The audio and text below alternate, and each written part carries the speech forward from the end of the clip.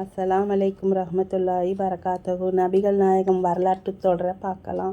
நபிகள் நாயகம் ஸல்லல்லாஹு அலைஹி வஸல்லம் அவர்கள் தமது வாழ்நாளில் ஒரு நாளும் தமது காலில் விழுந்து மக்கள் கும்பிடுவதை விரும்பவில்லை.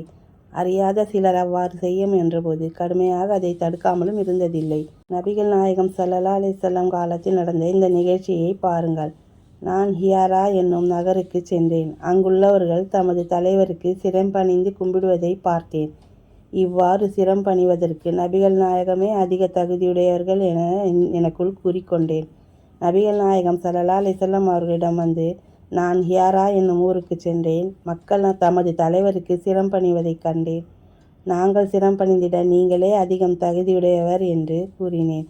அதற்கு நபிகள் நாயகம் ஸல்லல்லாஹு அலைஹி வஸல்லம் அவர்கள், எனது மரணத்திற்கு பின் எனது அடக்கத்தலத்தை கடந்து செல்ல நேர்ந்தால் அதற்கு சிரம் பணிவீரோ என கேட்டார்கள். மாட்டேன் என்று நான் கூறினேன்.